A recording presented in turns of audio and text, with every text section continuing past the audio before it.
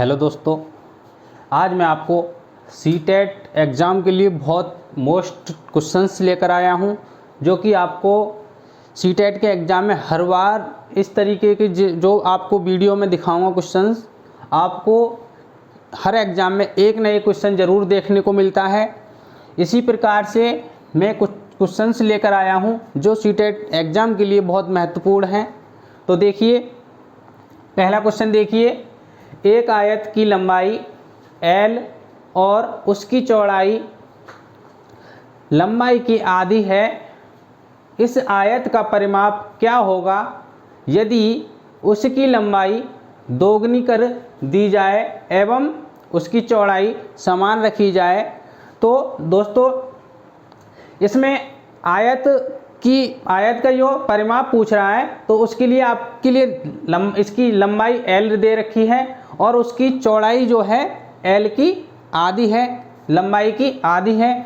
तो उसके बाद लंबाई को दोगुना करने के लिए बोल रहा है और फिर चौड़ाई को समान रखना है।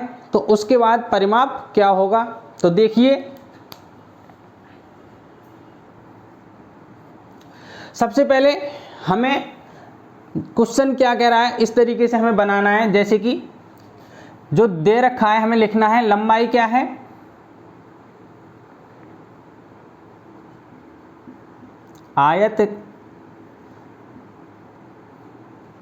आयत की लंबाई कितनी है, L है। इसकी चौड़ाई लंबाई की आधी है, तो आधी कितने होगी, तो देखिए,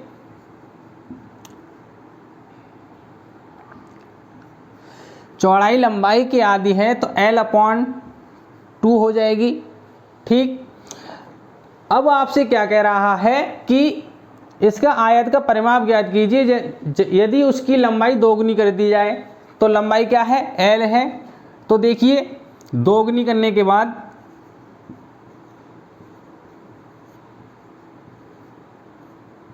दोगुनी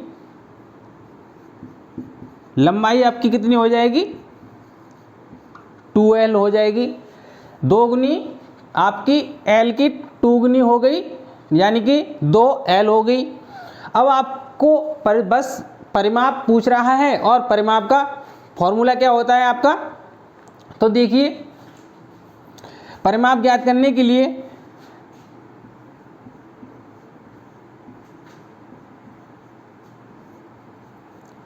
परिमाप जो आप आयत का जो परिमाप होता है उसका 2 कोष्टक में लंबाई प्लस चौड़ाई। तो अब लंबाई और चौड़ाई के मान आप इसमें रख दीजिए। देखिए, 2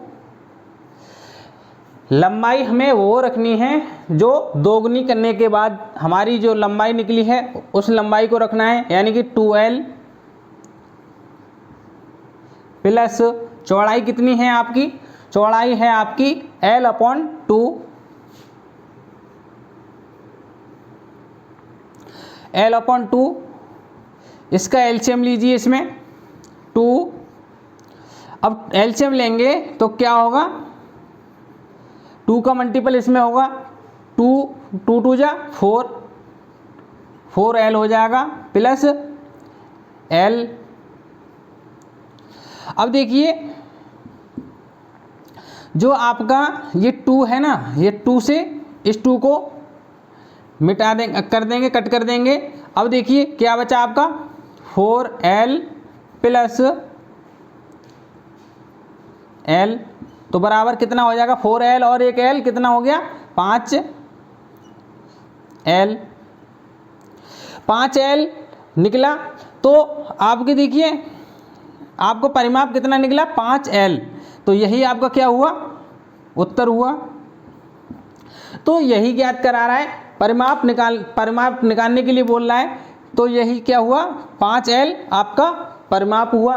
तो देखिए दोस्तों, कितनी आसानी पूर्वक हमने इसको ज्ञात किया। नेक्स्ट क्वेश्चन देखिए, नेक्स्ट क्वेश्चन नंबर 2। यदि किसी दुकानदार को एक वस्तु का एक वस्तु को ₹390 पर बेचने पर 20% का लाभ होता है तो वस्तु का क्रय मूल्य क्या होगा। दोस्तों ये आपके लिए ये इस तरीके से कह रहा है कि यदि कोई दुकानदार है, किसी वस्तु को 390 पर बेचने पर उसको 20% का लाभ होता है तो उसके लिए जो उसका क्रय मूल्य क्या होगा। तो देखिए सबसे पहले जो चीज़ दे रखी है वह निकालनी है इसमें से। तो देखिए आपका विक्रय मूल्य कितना है, विक्रय मूल्य है आपका जो दिया है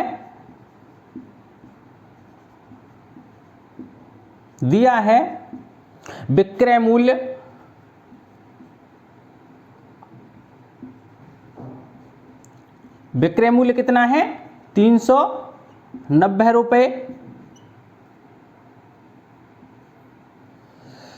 अब लाभ कितना दे रखा है आपके लिए, लाभ दे रखा है 20%। लाभ 20% हुआ तो क्रय मूल्य ज्ञात करवा रहा है।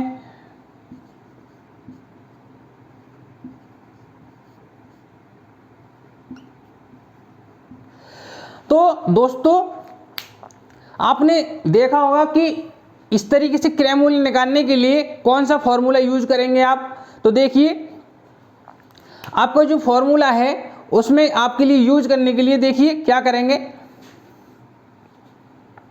सबसे पहले विक्रय मूल्य बराबर क्रय मूल्य इंटू कोष्टक में 100 प्लस लाभ अपॉन पूरे का 100 होगा। तो देखिए कैसे करेंगे।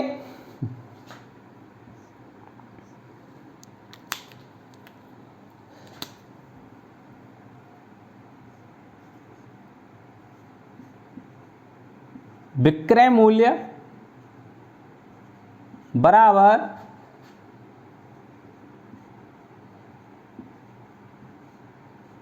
क्रय मूल्य कोष्टक में 100 प्लस लाभ पूरे का 100 हो जाएगा।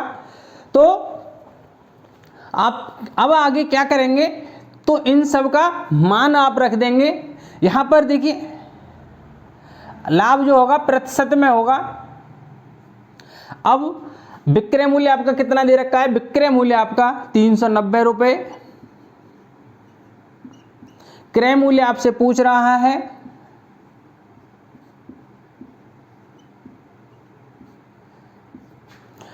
100 प्लस लाभ कितना है आपका 20 अपॉन 100। इस 100 को इधर ले आए तो देखिए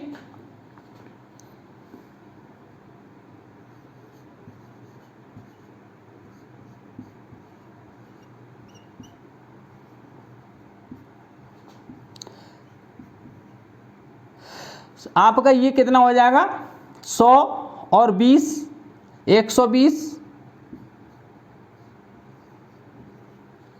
ठीक। अब देखिए अब आपको क्या करना है इसमें। तो देखिए 120 को हम इधर ले आएंगे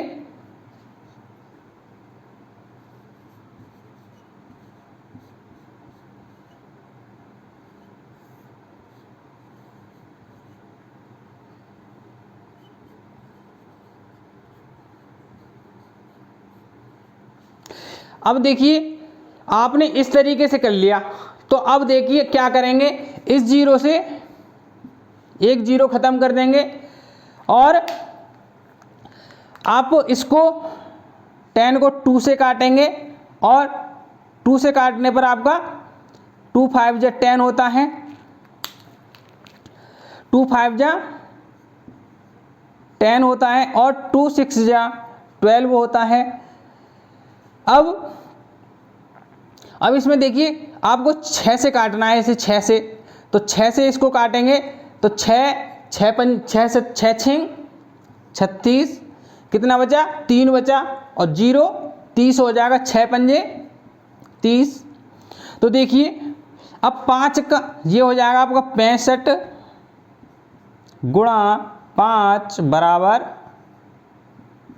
क्रय मूल्य। अब इसका मल्टीपल इसमें कर दीजिए, 5 पंजे 25, 25 का 5 हासिल 2 लागा, 5 छिंग 30, 30 और 2 32। यही आपका क्रय मूल्य हुआ। क्या हुआ? यही आपका क्रय मूल्य हुआ। तो आपका आंसर क्या हुआ इसका दोस्तों? 325 क्रय मूल्य हुआ। 325 आपका सही उत्तर हुआ। तो देखिए आपने आसानी पूर्वक फॉर्मूला लगाया छोटा सा। ये कैलकुलेशन आप बहुत इजी से कर सकते हो दोस्तों। ये मैंने सिर्फ दिखाने के लिए आपको किया है। आप बहुत शॉर्ट तरीके से, अगर आपको कैलकुलेशन अच्छा आता है तो आप डायरेक्ट ये कर सकते हो एक लाइन में ही। यहीं पर आप मान रखकर कट एक दूसरे को काट पीट कर सकते हैं। तो देखिए अगला क्वेश्चन देखिए दोस्तों, आपका थर्ड क्वेश्चन है। सीटेट के लिए बहुत महत्वपूर्ण क्वेश्चंस हैं दोस्तों ये वीडियो में। तो देखिए, यदि एक ऑपरेटर निम्नलिखित रूप में परिभाषित किया जाए, यानी कि ऑपरेटर है इस चिन्ह साइन के रूप में परिभाषित किया जा रहा है, तो 4 ऑपरेटर 3 बराबर 4 + 5 + 6 और 5 ऑपरेटर 4 बराबर 5 + 6 + 7 + 8 और 6 ऑपरेटर 4 बराबर 6 + 7 + 8 + 9। तो आप समझे कि ये किस तरीके का रूप अपना रहा है दोस्तों। ये एक तरीके से आप इसको रीजनिंग का भी मान सकते हैं, लेकिन ये सीटेट एग्जाम के लिए भी बहुत महत्वपूर्ण है। आपको इस तरीके के क्वेश्चन देखने को मिल सकते हैं। तो देखिए ये कह रहा है कि 4 से नंबर को 4 से क्रम को शुरू करना है, कितने तक? 3 टर्म्स तक। आपको 3 टर्म्स तक आपको 4 से काउंट करना है। तो देखिए 4 से काउंट कर रहे हैं 3 टर्म्स का 4 5 6। अब 5 को 4 टाइम तक फिर क्रम से आगे काउंट करना है। तो देखिए 5 6 7 8। अब 6 को 4 टाइम फिर क्रम से आगे को बढ़ाना है। तो देखिए 6 7 8 9। समझे? तो देखिए अब पूछ रहा है आपसे कि n ऑपरेटर 8 का मान क्या होगा। तो देखिए बढ़िया, आगे ध्यानपूर्वक समझना दोस्तों। आप एक बार अगर अच्छे से समझ जाओगे तो आप आसानी पूर्वक से ज्ञात कर सकते हैं। दोस्तों वीडियो को लाइक करना एवं चैनल को सब्सक्राइब करना और बेल आइकन को ओपन जरूर करना, जिससे कि आपके लिए हर वीडियो का नोटिफिकेशन आपके फ़ोन पर शो हो जाए और आप इसी प्रकार की और वीडियोस देख सकें। तो चलिए चलते हैं। n ऑपरेटर 8 का मान पूछ रहा है। तो इस जो रूल्स इसमें अपनाया जा रहा है वही रूल्स के अनुसार हम चलेंगे। तो देखिए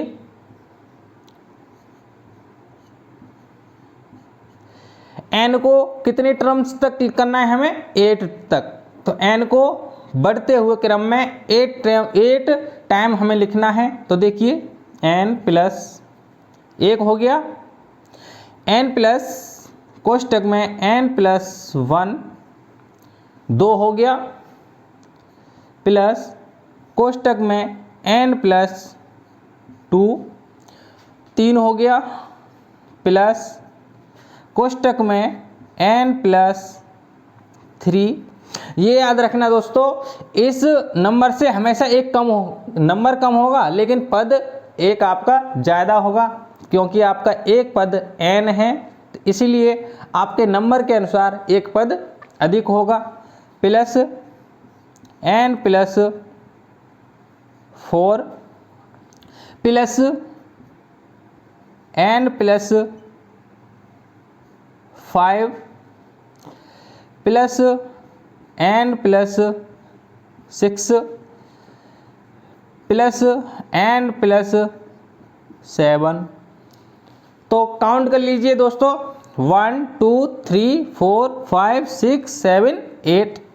तो आपके आपने इस तरीके से 8 टाइम तक आपको लिखना होगा इस तरीके से।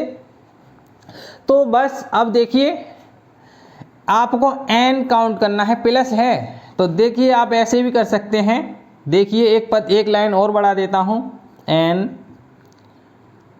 +1 n +2 n +3 n +4 n +5 n +6 n +7।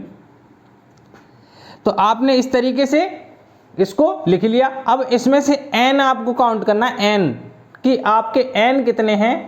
तो देखिए आपके n कितने हैं, 1 2 3 4 5 6 7 8।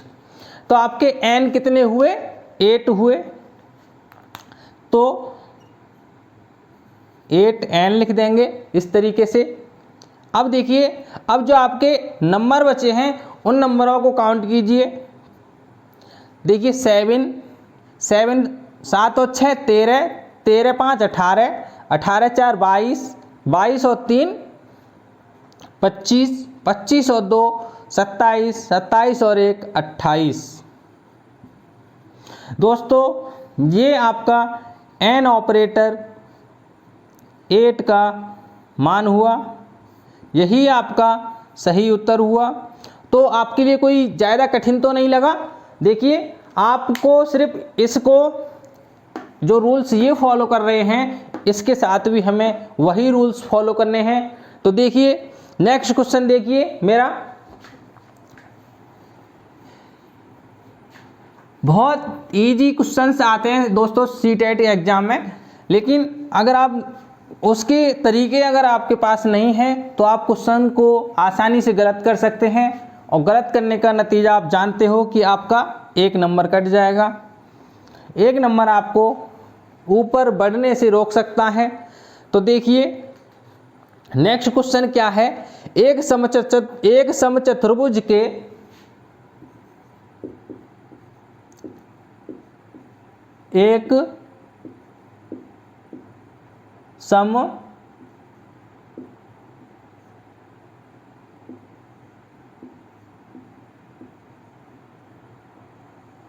एक समचतुर्भुज के विकर्णों की लंबाई, समचतुर्भुज के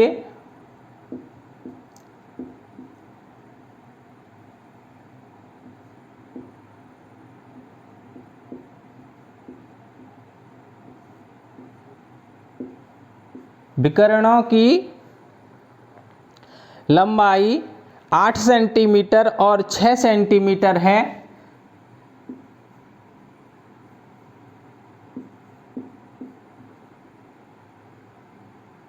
लंबाई 8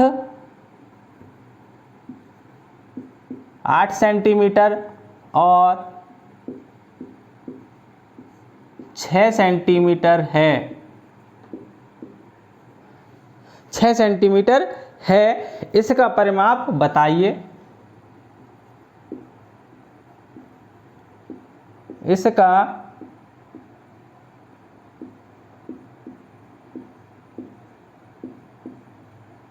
परिमाप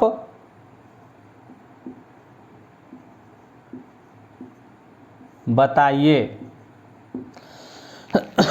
सॉरी। तो दोस्तों आपने देखा एक समचतुर्भुज की विकर्णों की लंबाई 8 सेंटीमीटर 6 सेंटीमीटर है, इसका परिमाप क्या होगा। तो आप परिमाप कब ज्ञात कर सकते हैं, आपको परिमाप ज्ञात करने के लिए सबसे पहले आपको भुजा निकालनी होगी। तो भुजा निकालने के लिए आप क्या करेंगे, तो देखिए सबसे पहले आप विकर्णों की लंबाई कितनी है,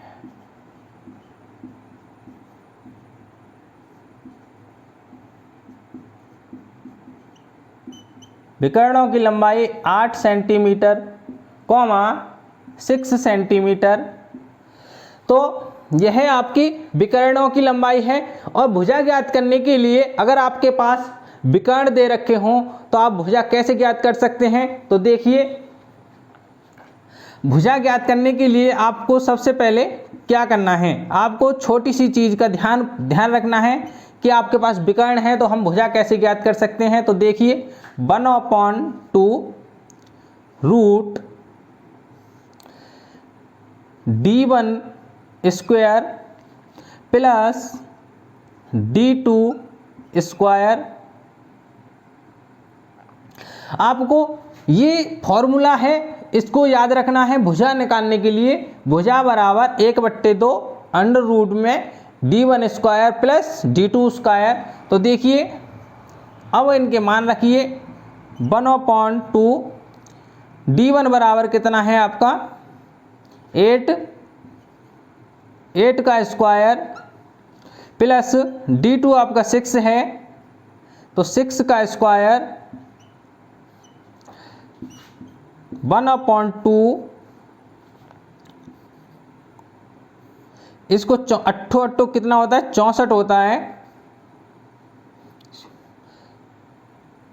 और प्लस 6 कितना होता है 36 होता है 1/2 रूट 100। अब आपने इतना कर लिया।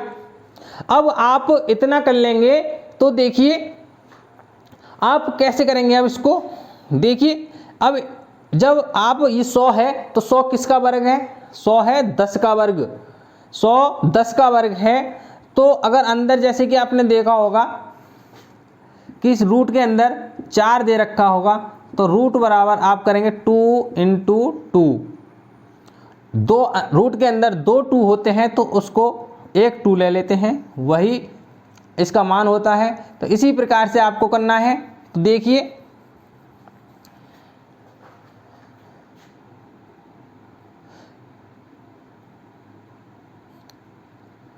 (1/2 × 10) इस 2 से इसको खत्म करेंगे तो 5 आएगा। तो आपकी भुजा आएगी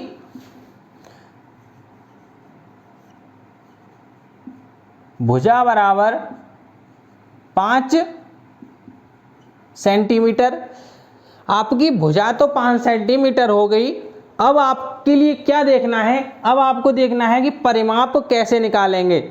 आपको परिमाप ज्ञात करवाना है। भुजा तो आपने प्राप्त कर ली लेकिन अब भुजा निकल गई तो अब आप परिमाप ज्ञात कर सकते हैं। तो देखिए समचतुर्भुज का आप परिमाप कैसे निकालेंगे। तो परिमाप बराबर होता है, परिमाप बराबर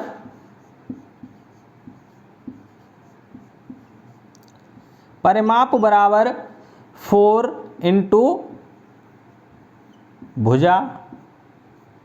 बस आप मान रख दीजिए 4 × 5 5 चौक 20 सेंटीमीटर। यही आपका क्या हुआ उत्तर हुआ। 20 सेंटीमीटर आपका सही उत्तर हुआ। दोस्तों ये क्या हुआ है आपका परिमाप। आप इसी प्रकार से हर क्वेश्चन को ज्ञात कर सकते हैं, आसानी पूर्वक आंसर दे सकते हैं। दोस्तों हर किसी क्वेश्चन का